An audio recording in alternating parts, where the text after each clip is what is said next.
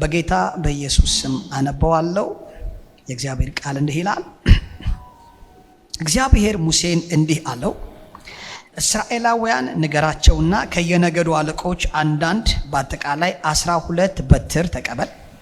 የእያንዳንዱንም ሰው ስም በየበትሩ ላይ ጻፈው።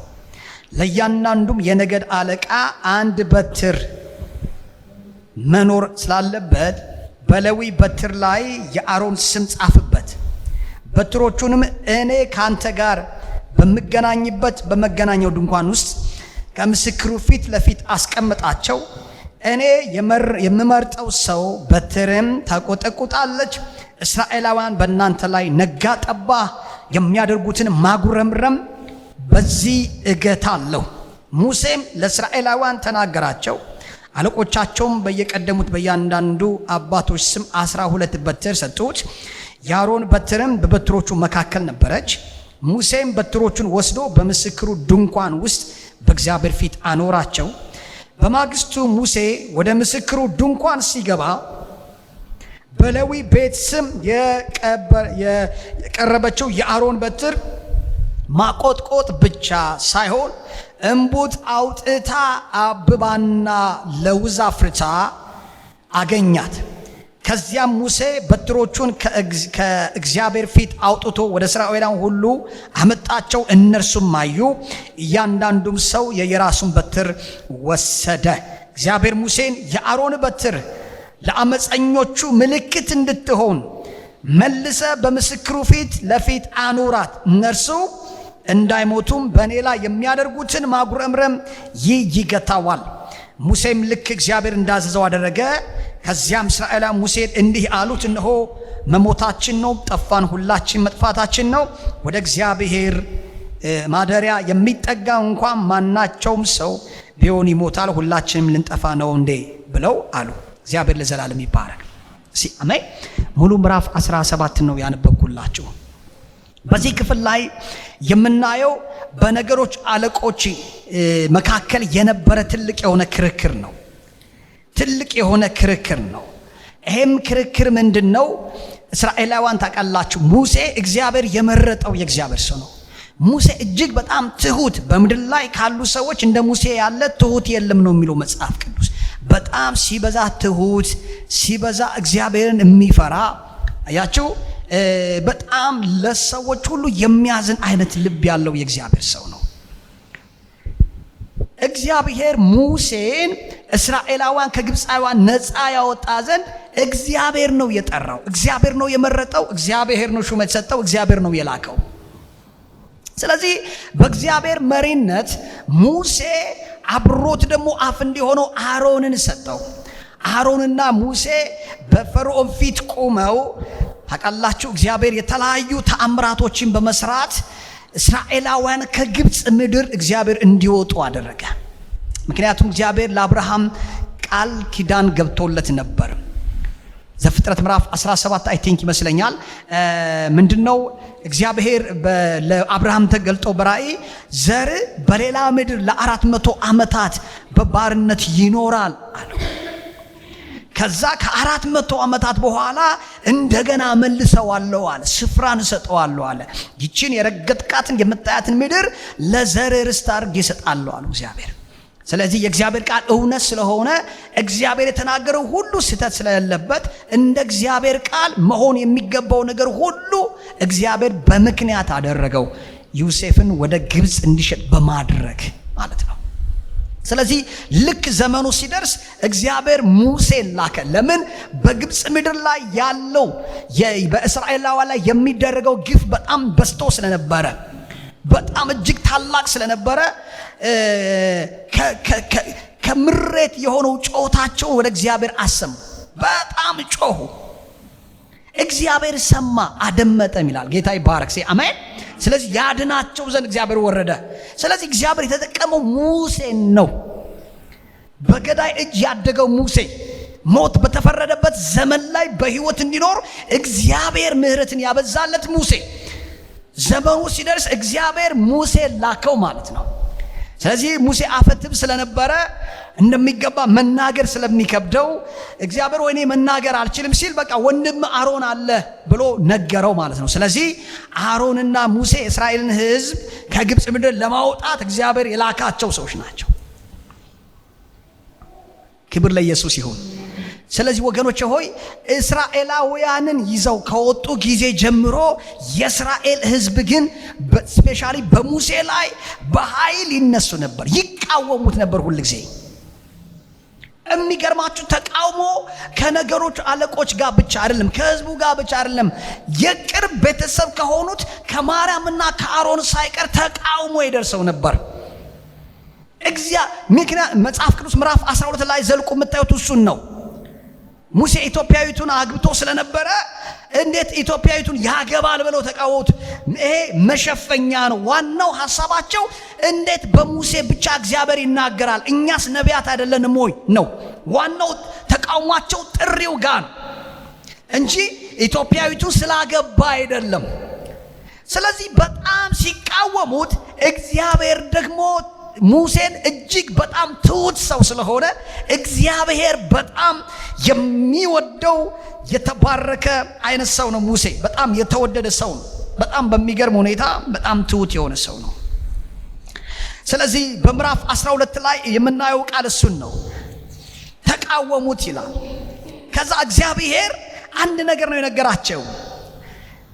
በመካከላችሁ ነቢይ ቢኖር አለ በራእይ ይገለጠለታለሁ፣ በሕልም እናገረዋለሁ። አገልጋዬ ሙሴ ግን እንደዚህ አይደለም፣ እርሱ በቤቴ ሁሉ የታመነ ነው። እኔ ከእርሱ ጋር የምነጋገረው ፊት ለፊት ነው አለ።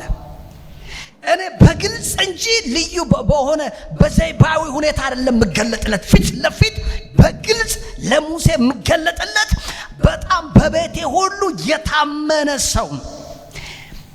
ስለዚህ የተቃወማችሁት ሙሴን ብቻ ሳይሆን የጠራሁትን እኔን ነው አለ። ስለዚህ በዚህ ጊዜ እግዚአብሔር በጣም ተቆጣና ማርያምን በለምጽ መታት። ስለዚህ የሙሴ ተቃውሞ የሚደርስበት ከውጭ ብቻ ሳይሆን ከገዛ ወንድምና እህቱ ጋር ጀምሮ ነው። እህቱም ትቃወመዋለች፣ ወንድሙም ይቃወመዋል። ይህ ሁሉ በአንድ ምክንያት ነው። እንዴት በሙሴ ብቻ እግዚአብሔር ይሰራል? ክብር ለኢየሱስ ይሁን። እስቲ አሜን ነው ወይ? ሌላ ሪዝን የላቸው። የሚያነሱት ሰበብ ነው እንጂ ዋናው ሪዝን አለ። ዋናው ምክንያታቸው እንዴት እግዚአብሔር በሙሴ ይገለጣል? ለምን በሱ ብቻ ይሰራል? እግዚአብሔር በሱ ብቻ ለምን አልፎ ነው ተአምራት የሚሰራው? ስለዚህ የተቃውሞ ልክ እስከዚህ ድረስ ነው። ከፋሚሊው ነው የሚጀምረው። የሚገርም ነው። በቀጣይ ባሉት ምዕራፎች የምናየው ይህንን ነው። 17,000 ሰዎችን ሁሉ እግዚአብሔር እስኪያጠፋ ድረስ በሙሴ ላይ የተነሱ ሰዎች ሁሉ ነበሩ። በምዕራፍ 16 የምናየው ይሄ ነው። ቆሬ የሚባል ሰው፣ ዳታን የሚባል አብኖሮን የሚባል ሰው ሁሉ በሙሴ ላይ ተነስተዋል። በአገልግሎታቸው ላይ ተነስተዋል። ቆሬ የሚባል ሰው ሊቀ ካህን የመሆን ፍላጎት ነው ያለው። ስለዚህ ምንድነው የሚያደርጉ? ከሙሴ ከግብፅ ምድር አወጣን፣ ምድረ በዳ ላይ ያስቀረን ነው የሚሉት። የሚያሳጡበት የሚናገሩበት ምክንያታቸው ይሄን ነው እንጂ ዋናው ፖይንታቸው እንዴት እግዚአብሔር በሙሴ ይሰራል። ለምን? በቃ ምንም ነገር የላቸውም እኮ። በቃ ቅባቱ ሙሴ ላይ ስላለ፣ ጥሪው ስላለ ተነሱበት። እግዚአብሔር ደግሞ በኃይል ነው የተቆጣው። ስለዚህ የሚገርማችሁ በምዕራፍ 16 ወደ 17,000 ነው 14,000 ወደ 14,700 ሰዎችን እግዚአብሔር የቀሰፈበት ጊዜ። እግዚአብሔር በባሪያው በሙሴ ቀልድ አያውቅም። ክብር ለኢየሱስ ይሁን። እስቲ አሜን ነው ወይ? ምንም ቀልድ አያውቅም። ምክንያቱም ለምን ብላችሁ ካላችሁ እግዚአብሔር መስክሮለታል። ባሪያዬ ሙሴ በቤቴ ሁሉ ምን ያለ ነው? የታመነ ሰው ነው። እግዚአብሔር ደግሞ ታውቃላችሁ ትሁቱን የሚያከብር አምላክ ነው። ከትሁቱ ጋር ይቆማል። ለትሁቱ እግዚአብሔር ከጎኑ ነው የሚሆንለት። ትሁቱን እግዚአብሔር ዘወር አይልበትም። ሁልጊዜ ትሁቱን ሰው ይደግፈዋል። የታመነውን ሰው እየጨመረ ነው የሚባርከው። ስለዚህ ሙሴ እንደዚህ አይነት ሰው ነው። እግዚአብሔር ሊቃወሙ የሚችል አይነት ሰው አይደለም። ትዕቢተኛ አይደለም። ውስጡ ሀምብል ነው። እግዚአብሔር ለዘላለም እግዚአብሔር ሕዝቡን እጨርሳለሁ ብሎ ሲያስብ ነው እግዚአብሔር ወይ ከፈለክ እኔ ውሰደኝ የሚል አይነት ሰው ነው። እንደዚህ ብሎ የሚማልድላቸው የሚወዳቸው ሕዝቦች ሁል ጊዜ ሙሴን ይቃወሙታል። ስለዚህ ዘር ነውና መጨረሻ ላይ በአሮን ላይ ተነሱ። አሮንንም ቢሆንም አያችሁ ካህን ይሆን ዘንድ የመረጠው እግዚአብሔር ነው። በቤቱ ላይ የሾመው እግዚአብሔር ነው። ምዕራፍ 17 ላይ ነው የምናየው። ስለዚህ ባነበብኩላችሁ ክፍል ላይ የነገር ሁሉ አለቆች በአሮን ላይ ተነሱ፣ በሙሴም ላይ እንዲሁ ተነሱባቸው። ኃይለኛ የሆነ ትልቅ ክርክር ነበር። የሚገርም ነው። ቆሬ የሚባል ሰዎች ወደ 400 ምናምን የሆኑ ሰዎችን ሁሉ ሰብስቦ በሙሴ ላይ ያስነሳበት ሰው ነው። 250 እስራኤላውያንን ሁሉ ያሰባሰበ ነው። ሸፍጥ ይሰራል። ዋናው ዓላማ ታውቃላችሁ፣ ከግብፅ ምድር አውጥቶ እኮ በምድረ በዳ አንከራተተ ብሎ አነሳሳቸው። ሐሳቡ ግን እሱ አይደለም። ሐሳቡ የነሱን ስፍራ መውሰድ ነው። ሌላ ነገር የለው። የማያውቅ ሕዝብ ደግሞ መንፈስ የማይመረምር የተገለጠን ነገር ያልተገለጠለት ሕዝብ ደግሞ ከእግዚአብሔርን ከመስማት ይልቅ እግዚአብሔር የሚያደርገውን ከማየት ይልቅ እንደዚህ አጋንንት የሚሰራባቸው ሰዎችን ይከተላሉ። የብዙ ሰው ችግር እሱ ነው። ለእግዚአብሔር የቀና የመሰለው የእግዚአብሔር ሐሳብ ይቃወማሉ። መልካም ሐሳብ የሚመስል ነገር ግን የእግዚአብሔርን ሐሳብ የእግዚአብሔርን ነገር ሊያፈርስ በሚያፈርስ አካሄድ በሚያፈርስ ምክር ውስጥ ይገባሉ። ቁጭ ብሎ ቢያዩት እኮ መጨረሻው እግዚአብሔርን የሚያከብር ሳይሆን ለእግዚአብሔር መንግስት የሚጠቅም ሁኔታ ሳይሆን በተቃራኒ የሚያፈርስና የሚቃወም ጉዳይ ነው። ስለዚህ የነበረው ክርክር በጣም ታላቅ ክርክር ነበር። እንዴት በአሮን ብቻ ነው ወይ ክህነት የሚገባው? ሙሴ ብቻ ነው እንደ ነብይ የሚሆነው? ከዛ እግዚአብሔር አንድ ነገር ተናገረ በዚህ ክፍል ላይ። ሙሴ አለው ከነገዱ አለቆቹ ሁሉ በትር ውሰድ አለው። በትራቸውን ውሰድና በእያንዳንዱ ነገድ በትር ስማቸውን ጻፈ። የነገድ አለቆች ስም ጻፈ። የሌዊ የሰማችሁን በአሮን ስም በሌዊ ነገድ የአሮን ላይክ እንደዚህ እግዚአብሔር ይህን ጻፉ ብሎ በሙሴ በኩል ተናገረ። ስለዚህ ያንን አደረጉ። ከሮቤል ነገድ ከሮቤል፣ ከይሁዳ ሁሉም ጻፉ። ከዛ እግዚአብሔር አንድ ነገር ተናገረ። ይሄ ማጉረምረም እኔ ራሴ ሰልችቶኛል አለ። ከዚህ በኋላ የህዝብ እየተተራመሰ አይኖርም። ክርክር ውስጥ እየገባ አይኖርም። ግራ እየተጋባ አይኖርም። አሁን ከማን ጋር እንደምሰራ ማንን እንደመረጥኩ አያችሁ፣ በማን ላደርግ እንደወደድኩ ሊገለጥ እንደወደድኩ በምልክት ነገሩን አረጋግጥልሃለሁ አለና የሁሉንም በትር እንደዚህ ሰብስቦ እግዚአብሔር ሙሴን በሚያናግርበት በመገናኛው ድንኳን ውስጥ በትራቸውን ይዞ ገባ። እግዚአብሔር ምን ብሎ ተናግሯል? እኔ የመረጥኩት ሰው በትር ምን ትላለች? ትለመልማለች። ይሄ ምልክት ይሆናል አለ። ከዚህ ምልክት በኋላ ይሄ የሚባል ክርክር የሚባል ትርምስ የሚባል ነገር አይኖርም አለ፣ አይቀጥልም። ስለዚህ ሙሴን እግዚአብሔር እንዳለው በትሮችን ሰበሰበና ወስዶ በመገናኛው ድንኳን ውስጥ አስቀመጠ። እግዚአብሔር ለዘላለም ይባረክ። አሜን ነው ወይ? ጌታ ይክበር። ከዛ እንደዚህ ሆነ። በማግስቱ ሙሴ ወደ ምስክሩ ድንኳን ሲገባ በሌዊ ቤት ስም የቀረበችው የአሮን በትር ማቆጥቆጥ ብቻ ሳይሆን ይላል፣ ማቆጥቆጥ ብቻ ሳይሆን እንቡጥ አውጥታ አብባና የለውዝ ፍሬ አፍርታ አገኛት። አሁን ነገሩ ከምልክት ያለፈ ሆነ፣ ከማቆጥቆጥ ያለፈ ሆነ። ስለዚህ እግዚአብሔር እንዲህ አለ፣ ማቆጥቆጥ ብቻ ሳይሆን አለ እምቡጥ አውጥታ የለውዝ ፍሬ አፍርታ ምን አላት? አገኛት። እስቲ አሜን ነው ወይ? ከበትሮቹ ሁሉ መካከል የማን በትር? የአሮን በትር። ወገኖቼ ሆይ በእግዚአብሔር ምርጫ ነው ነገሩ። እስቲ አሜን ነው ወይ? ይሄ ጾም ጸሎት አንደኛው የተዘጋጀበት አንደኛው ሐሳብ እሱ ስለሆነ አሁን በእግዚአብሔር ማረጋገጫ ነገሮች መረጋገጥ አለባቸው። ከዚህ በኋላ እንደዚህ አይነት ዘመን እየመጣ እንዳለ አስባለሁ። ኢየሱስ በደጅ ነው፣ መምጫው ጊዜ ነው።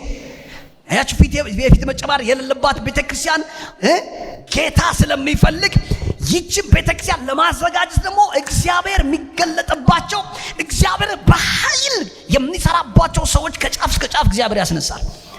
እነዚህን ሰዎች ደግሞ በቃል ብቻ ሳይሆን በምልክት እግዚአብሔር ነገራቸውን ያጸናል። እስቲ አሜን ነው ወይ?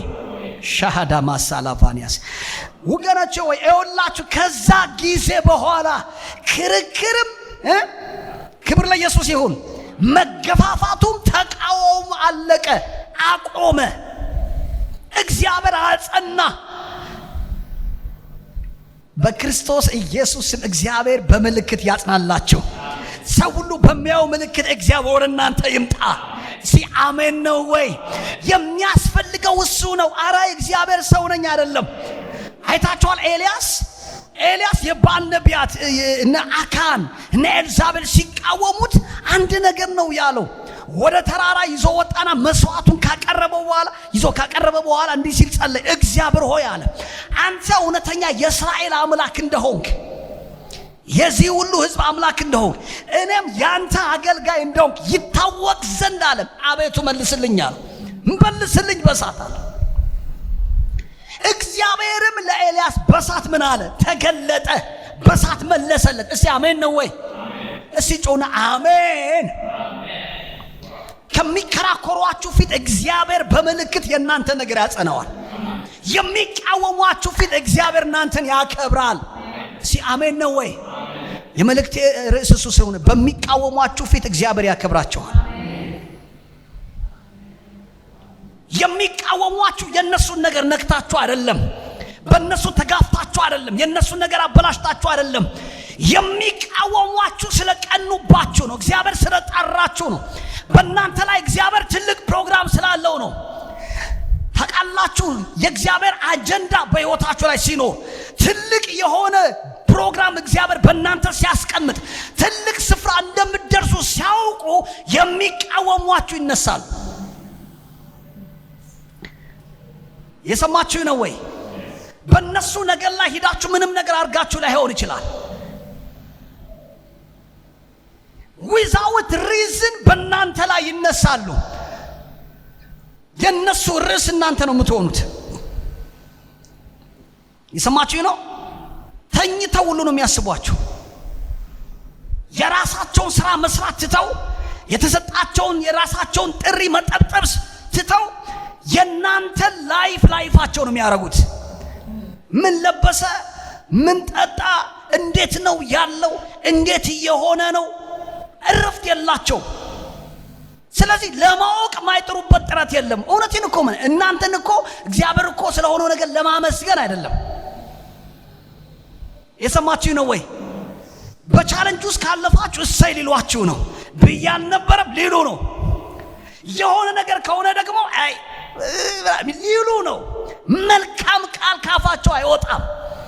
ጎሽ እግዚአብሔር እኮ ረዳው፣ ወይም ደግሞ ራስ እግዚአብሔር እኮ ስለወደደው ነው ታማኝ አድርጎ የቆጠረው። እኔ ከእግዚአብሔር እበልጣለሁ እንዴ? እግዚአብሔር እኮ ትክክል ነው ለማለት አይደለም። እየሰማችሁ ነው? የእናንተ ነገር ላይ የሆነ ኔጌቲቭ የሆነ ቶት ለመናገር ነው። በሙሴ በእግዚአብሔር ሰዎች ላይ በብዙ ስታው የተነሱባቸው ሰዎች በእንደዚህ አይነት ስፒሪት ነው የሚቃወሟቸው። ከቀናት የተነሳ ነው።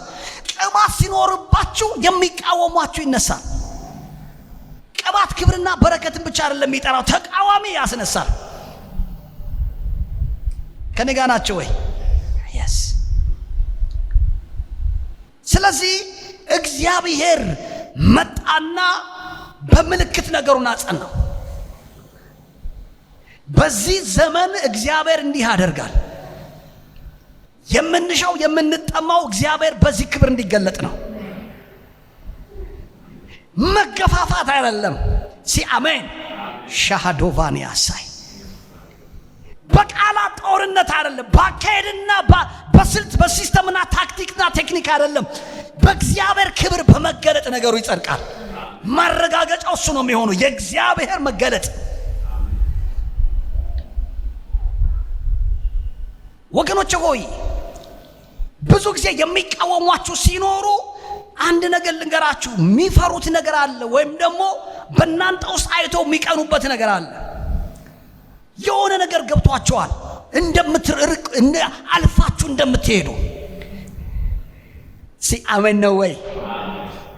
ትልቅ ነገር ላይ እንደምትደርሱ ያውቃሉ፣ ይታወቃቸዋል። ስለዚህ ምንድነው የሚያደርጉት? የራሳቸውን ኑሮ ትተው የእናንተን ነገር መከታተል ነው የሚጀምሩት። ሌላ ስራ የላቸው። ንግግራችሁን ይቃወማሉ፣ አካሄዳችሁን ይቃወማሉ። አነጋገራችሁን፣ አለባበሳችሁን፣ አገልግሎት ማይቃወሙት ነገር የለም። እንደነዚህ አይነት ሰዎች በጣም የሚያሳዝኑ ሰዎች ናቸው። የራሳቸው ኑሮ ሳይኖሩ የሰው ኑሮ ዘመናቸውን ይጨርሳሉ። ሃሌሉያ ሃሌሉያ። ሙሴ ወይም አሮን ህዝቡን ለማስራት ብዙ አልታገሉም። በቃ እነ ሙሴ ያደረጉት ወደ እግዚአብሔር ነው። እግዚአብሔር ግን ስለ እነ ሙሴ ተገለጠ። እግዚአብሔር ይገለጥላቸዋል፣ አይቀርም። እግዚአብሔር ምን ይላል? ይገለጣል። ታውቃላችሁ በዳዊት ቤትና በሳኦል ቤት ረጅም ዘመን ጦርነት ሆነ ነው የሚለው። ምንም ሪዝን የለውም። ሳኦል ዳዊትን ለማሳደድ ዳዊት እኮ እግዚአብሔር እንደ ልብ ያለው ሰው ነው። ክፋት የለውም፣ ተንኮል የለውም። መንግስቱን ለመገልበጥ ያደረገው ነገር የለም፣ የሄደበት አካሄድ የለም። በቃ በግ እየጠበቀ የአባቶችን በግ እየጠበቀ ይኖራል። እግዚአብሔር ቀባው። ዛት ሴት በቃ ምንም ከእሴይ ቤት ብሎ ንጉሥ አለኝ ብሎ ሳሙኤልን ላከው፣ ዳዊትን ቀባው። ዛት ሴት አንድ ቀን አጋጣሚ ነገር ሆኖ ለወንድሞቹ ምግብ ለማድረስ ሲሄድ ጎልያድ የሚባል ሰው 40 ቀንና 40 ሌሊት እስራኤል እያስጨነቀ እነ ሳኦል ሁሉ ደንግጠው ፈርተው በነበሩበት ሰዓት ነገሩን ሰማና እላዩ ላይ ቅባት አለበት። ይሄ ሰው ተቀብቷል። ኦሬዲ ቅባቱ አለበት። ቅባቱ ፋንክሽን ያደርጋል። በዚህ ላይ ደግሞ እግዚአብሔር ከአንበሳና ከድብ ጋር እያታገለ አለማምዶታል በጓዳ። ስለዚህ ነገሩ ሲሰማ በጣም ተችሎነ። እንዴት ይሄ ያልተገረዘ ሸለፈታም እንዴት የእስራኤልን አምላክ ይገዳደራል አለ።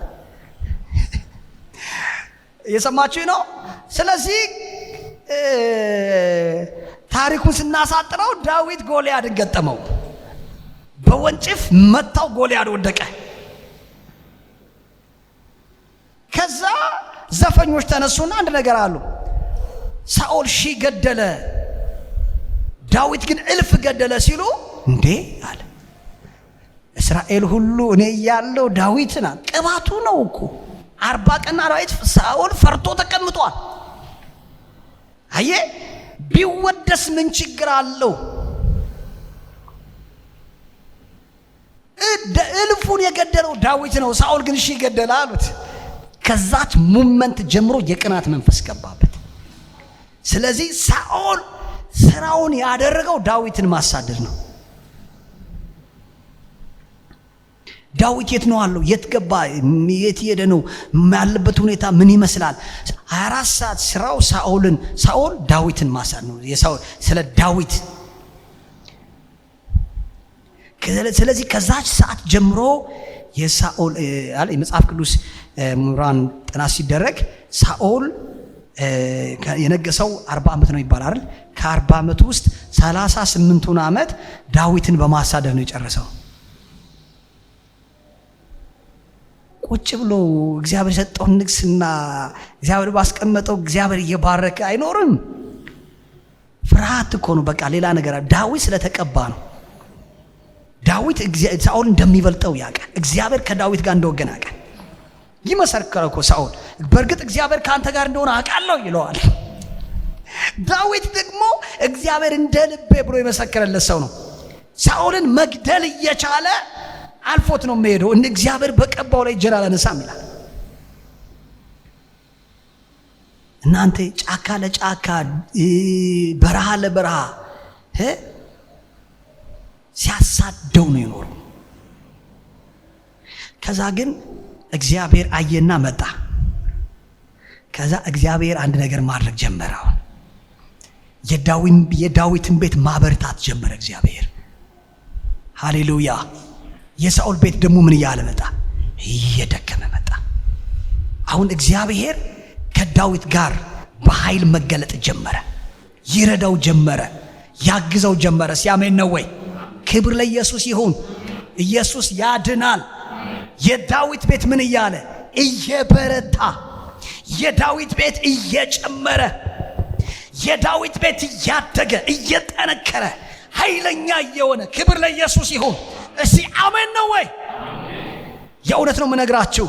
ሊያደክሟችሁ በሚፈልጉት ፊት እግዚአብሔር ያበረታችኋል፣ ትበረታላችሁ። ሊጥሉ በሚፈልጉት ፊት እግዚአብሔር ያቆማል። ውርደትን በሚናፍቁት ፊት እግዚአብሔር ከፍ ከፍ ያደርግሃል። ዣላሃዶና ማጋታ አሜን። የስ አይባረክም እያሉ እግዚአብሔር ያሰፋል እንደ ይስሐቅ። የእውነት ነው የምነግራችሁ።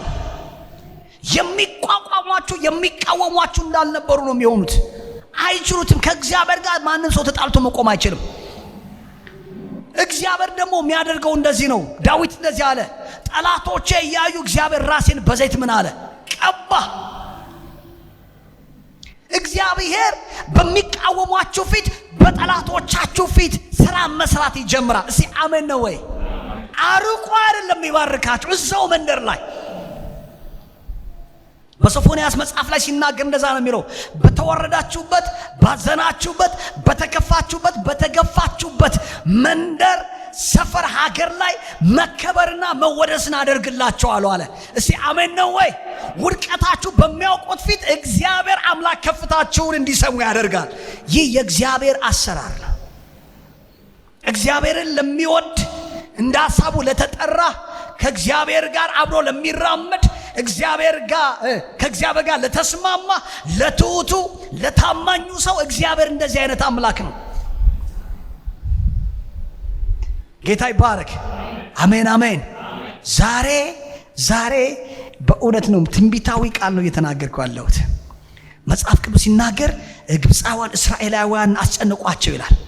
ባስጨነቋቸው መጠን ምን ይሉ ነበር? ይበዙ ነበር። ምክንያቱም ህዝቡ ራሱ እንዲበዛ የተባረከ ህዝብ ነው።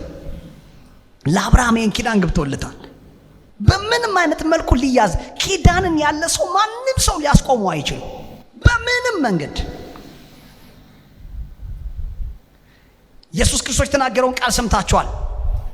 ከመንፈስ የተወለደ አለ። ንፋስ ከየት እንደመጣ ወዴት እንደሚሄድ እንደማታውቁ ሁሉ ከመንፈስ የተወለዱ እንደዚህ ናቸው አለ። መያዣ የላቸውም። እሺ አሜን ነው ወይ? ምን አለ? እኔ የመረጥኩት እኔ የፈለኩት የሱ ሰው በትር ያቆጠቁጣል አለ። ከዛ እግዚአብሔር እንዲህ አለ፣ እንዲያውም አለ ይችን የአሮን በትር አለ ለአመፀኞች ሁሉ ምልክት እንድትሆን፣ ከዚህ በኋላ ማመፅን ሲያስቡ ይችን በትር አይተው ምልክት እንድትሆን በምስክሩ ፊት ለፊት አኖራታል። ስለዚህ በታቦቱ ከሚቀመጡ አንዱ የአሮን በትር ነው አይደለ? የስ ምልክቱ ነው፣ ቀረበ። ስለዚህ ማመፅን ሲያስቡ ይጠነቀቃል። እግዚአብሔር ምን ብሏል? ማንን እንደመረጠ በማን ሊሰራ እንደሆነ እግዚአብሔር ኦልሬዲ በምልክት አረጋግጧል። ስለዚህ በዚህ ዘመን መፈለግ ያለብን የእግዚአብሔር እጅ ነው። እግዚአብሔር ከዳዊት ጋር ስለነበረ የዳዊት ቤት ምን እያለ ሄደ? እያሸነፈ፣ እየበረታ፣ እየጨመረ። ክብር ለኢየሱስ ይሁን። እየጨመርኩ እሄዳለሁ በሉ እስቲ። እየባሰብኝ እሄዳለሁ በሉ እስቲ። በተቃወሟችሁ መጠን እግዚአብሔር ያሰፋቸዋል። ትበዛላችሁ። በቃ እግዚአብሔር ወራሽ ነው የሚያደርጋችሁ። ለአንድ ነገር ነው የሚቃወሟችኋል፣ እግዚአብሔር 10 ይሰጣችኋል። አሜን ነው ወይ? እኔ በጣም ደስ ከሚለኝ እግዚአብሔር እኔን ከባረከበት አንዱን ነገር ልንገራችሁ። የሆነ ነገር ሲነሳ አስቤው ማላውቀው አዲስ ኒውና ብራንድ የሆነ ሀሳብ ይመጣል። የተሻለ ነገር አስባለሁ። አይገርምም? የተሻለ ነገር ነው የሚመጣልኝ እና ፈጽሞ ለጠላት እጅ የምሰጥ አይነት ሰው አይደለሁም። በዚህ ሲመጣ አለቀ በቃ። 10 ነገር አስባለሁ። አይገርማችሁ? ይሄኛው እንዳለው ነው እኮ። እግዚአብሔርን በጣም የምባረከው። ክብር ለኢየሱስ ይሁን። ለዛ ነው ቻይኖች አንድ አባባል አላቸው። ቻሌንጅ ሲመጣባቸው ወይኔ ቻሌንጅ መጣ ወየው ጠፋ ምናምን አይደለም። ቻሌንጅ ሲመጣባቸው ቼንጅ መጣ ይላሉ። ለውጥ ቻሌንጅ ወደ አዲስ ነገር ያስገባቸዋል፣ ወደ አዲስ ክብር። እስቲ አሜን ነው ወይ? ለዛ መጽሐፍ ቅዱስ ሲናገር ጽድቅን ወደድክ አመፃን ጠላ። ስለዚህ እግዚአብሔር ከባልንጀሮች ይልቅ የደስታ ዘይት ምን አለ? ቀባ።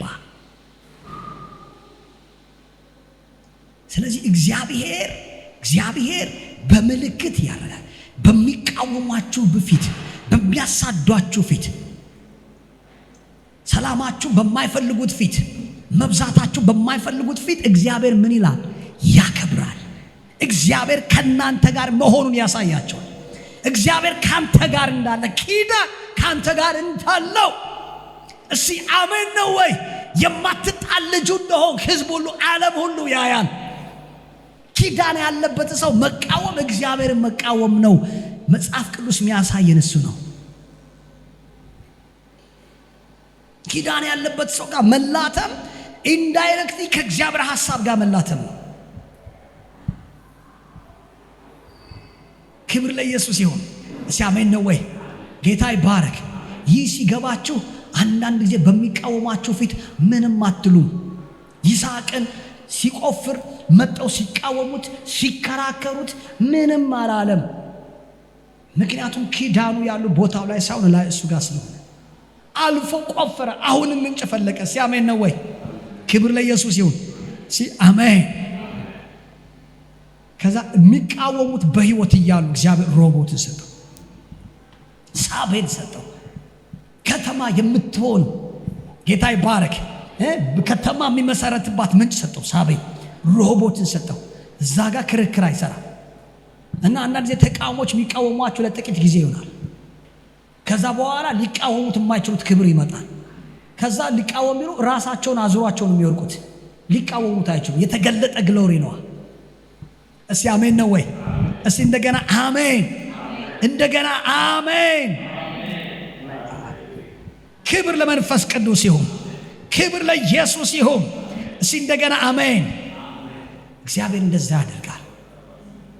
ጥሪ ሲኖርባችሁ፣ ቅባት ሲኖርባችሁ፣ ራእይ ሲኖራችሁ፣ ትልቅ አቅም በውስጣችሁ እግዚአብሔር ሲያስቀምጥ፣ ትልቅ ፖቴንሻል እንዳለ ሰዎች ሲያውቁ እግዚአብሔር ለዘላለም ይባረክ። ሰይጣን የሚያስነሳቸው ሰዎች አሉ፣ ወይም ደግሞ ስጋቸው በላቸው ላይ ባይ የነገሰባቸው። ከውጭ አይደለም ከውስጥ ጀምሮ ነው የምነግራቸው።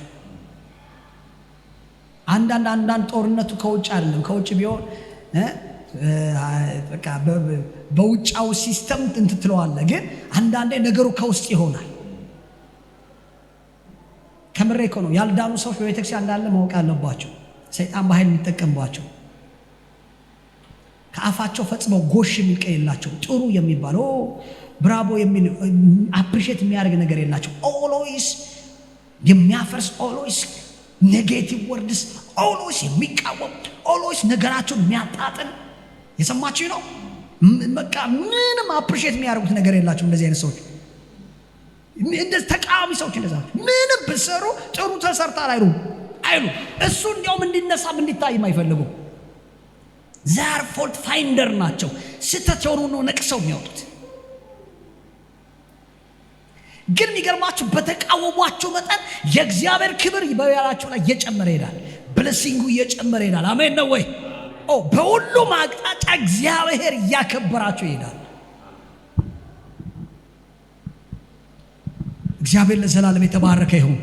እኛ ተወለድኩበት አካባቢ አንድ አባባል አለ። ገፊ ይባላል። አድራሽ እንጂ ቀባሪ አይደለም የሚባል አባባል አለ። ገፊ ወደ ክብር ነው የሚያደርሰው። ይስሐቅን ገፍተው ሮቦት ላይ አደረሱት። ባይገፉት ኑሮ እዛ ስጥና ላይ ነበር የሚቀረው። ግን ሮቦት ጋር ደረሰ፣ ሳቤ ጋር ደረሰ። እግዚአብሔር ለዘላለም የተባረከ ይሁን። እስቲ አሜን ነው ወይ? አንድ ነገር ልንገራችሁ፣ በሚቃወሟችሁ ልክ እግዚአብሔር ያበረታችኋል። በሚቃወሟችሁ ልክ እግዚአብሔር ከእናንተ ጋር ይወግናል። በሚቃወሟችሁ ልክ እግዚአብሔር ነገራችሁን ያሰፋዋል። እስቲ አሜን ነው ወይ? ጤናችሁ ይበዛል፣ ሰላማችሁ ይበዛል፣ ብለሲንጋችሁ ይበዛል፣ በረከታችሁ ስራችሁ፣ አገልግሎታችሁ ላይ የእግዚአብሔር ክብር መገለጥ ይጀምራል። እስቲ አሜን ነው ወይ? ነገሩ በምን? በቅባት ስለሆነ፣ በጥሪ ስለሆነ ማለት ነው። ስለዚህ እግዚአብሔር የመጨረሻውን ማረጋገጫ አደረገ። ከዛ በኋላ ምን ቀረ? ክርክር ቀረ። በሉ ክርክር ቀረ። እኔ ይላል እግዚአብሔር ዳይሬክትሊ እግዚአብሔር እየተናገራለሁ። እኔ ከልጄ ጋር ነኝ፣ ተውት እያለ እግዚአብሔር ተዋት። አሜን ነው ወይ? በቃ እግዚአብሔር እንደዛ አይነት አምላክ ነው። እስራኤላውያን በቃ በተቃወሟቸው ባስጨነቋቸው መጠን እግዚአብሔር ምን ይላቸው ነበር? ያበዛቸው ያሰፋቸው ነበር። መብዛትም መስፋትም ይሆናል። ጠላት ማስተባብለው የተገለጠ እግዚአብሔር እጅ ይገለጣል። የተገለጠ እግዚአብሔር ክብር። ከዛ በኋላ እንትን ይሉታቸው ናቸው የግብፅ ጠንቋዮችና አስማተኞች። እነ ሙሴ የሆነ ነገር ሲያደርጉ የሆነ መጽሐፍ ቅዱስ ላይ በተመሳሳይ ጠንቆላቸውን አስማታቸው ተመሳሳይ ነገር አደረጉ ነው የሚለው። ውሃውን ወደ ደም ሲለውጠው እነሱም ተመሳሳይ ነገር በድብቅ አስማታቸውና ጥንቆላቸው ተመሳሳይ ነገር አደረጉ። 2-3 ስቴፖች ሄዱ። መጨረሻ ላይ ግን እግዚአብሔር ትቢያው ምታ አለውና ወደ ተባይ ተለወጠ። ከዛ በኋላ እንደለመዱት በተመሳሳይ አስማታቸውና ጥንቆላቸው ተመሳሳይ ነገር ሊያደርጉ ሲሞክሩ አልቻሉም። ከዛ ይቺስ የእግዚአብሔር ጣት ናት አለ። አሁን ሊያመሳስሉት አይችሉም። ሊያመሳስሉት አይችሉም። ትከሻ መለካካት አቆመ። እግዚአብሔር ልዩነት ያደርጋል። አሜን በሉኝ። እግዚአብሔር ልዩነትን ያደርጋል። እግዚአብሔር ልዩነትን ያደርጋል። እሱን ነው ማምነው እኔ። የሚሆነው እሱ ነው። እግዚአብሔር ሰዎች ነገራቸውን እያበዛው እየጨመረ ይሄዳል። በተቃወሟችሁ ልክ ጌታ ያጸናቸዋል። በገፋችሁ ልክ እግዚአብሔር ያደምቃቸዋል። በአይወላችሁ ኢየሱስ በአንድ ምንጫር ይስሐቅ የተቃወሙት እግዚአብሔር ትርፍ ሰጠው። ስለዚህ በሚቃወሟችሁ ፊት እግዚአብሔር ምን ይላል? ያከብራል። እግዚአብሔር ጋር ለተስማማ በትህትና ለሚኖር በፍቅር ለሚኖር ሰው እግዚአብሔር አብሮት ነው አለ። ሁሉ ጊዜ እግዚአብሔር ከሱ ጋር ነው። እግዚአብሔር ለዘላለም የተባረከ ይሁን። አሜን ነው ወይ? በኢየሱስም እግዚአብሔር ያስደንቃቸዋል፣ መደነቅ ይሆንላቸዋል። አሜን ነው ወይ? እግዚአብሔር አሰፋ በምድር ላይ እንበዛለን ብላችሁ አፋችሁ ሞልታችሁ ሮቦት ሆነልኝ ትላላችሁ። እግዚአብሔር ለዘላለም የተባረከ ይሁን። ልክ እንደ ዳዊት ቤት እየከበዳችሁ እያሸነፋችሁ እየጨመራችሁ እየለመለማችሁ ኢየሱስ ክርስቶስ ጌታ ነው። አዳዲስ ነገር በሕይወታችሁ እየተገለጠ እየጨመረ ይመጣል። ጌታ ለዘላለም ይባረክ። ክብር ለአምላካችን ለእግዚአብሔር ይሁን። ኢየሱስ ክርስቶስ ያድናል። ኢየሱስ ክርስቶስ ያድናል። አንድ ነገር አውጁ። በሚቃወሙ ፊት እግዚአብሔር ያለመልመኛል በሉ። ያበዛኛል በሉ። ግዴላቸው። ጌታ ይባረክ። ባልጠበቃችሁት አመጣጥ ጌታ ይመጣል። ግዴላችሁ። ስለዚህኛው እያሰባችሁ ሊሆን ይችላል። እግዚአብሔር ሌላ ነገር አለ ለሚወዱት እግዚአብሔር ያዘጋጀው ጆሮ ያልሰማው። አሜን ነው ወይ?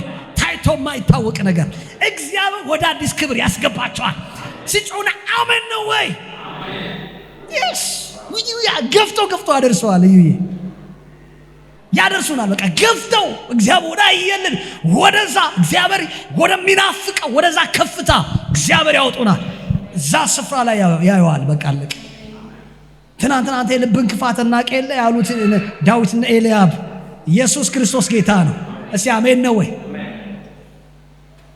እግዚአብሔር እኔ ልጄን አውቀዋለሁ ልቡን አለ። በልብ እኮ ነው ነገሩ። ልቡን አውቀዋለሁ፣ የዋህ ነው አለ። ቅን ነው፣ ትሁት ነው፣ እንደ ልቤ ነው አለው። እግዚአብሔር ለዘላለም የተባረከ ይሁን። እግዚአብሔር ትሁታንን እግዚአብሔር የሆኑትን የሚወዱትን እግዚአብሔር በሚቃወሟቸው በሚያሳዷቸው ፊት ያበዛቸዋል። እግዚአብሔር ያከብራል። ጠላት እያየ ጆሮ እየሰማ እዛው መንደር እዛው ሰፈር እግዚአብሔር ምን ይላል? መክፈራቸው የሚሰማው እዛው መንደር ላይ ነው። እዛው መንደር ላይ እዛው የሚጀማምርባቸው አይ እንደው የሆነ ነገር መለወጥ ጀምሯል ይባል። የሆነ ነገርማ አለ ይላሉ። አይገባቸውም፣ ግን የሆነ ነገር እንዳለ ያውቃሉ።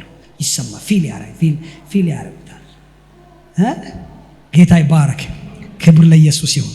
እግዚአብሔር ለዘላለም ይባረክ። እንጸልያለን። ክብር ለመንፈስ ቅዱስ ይሁን።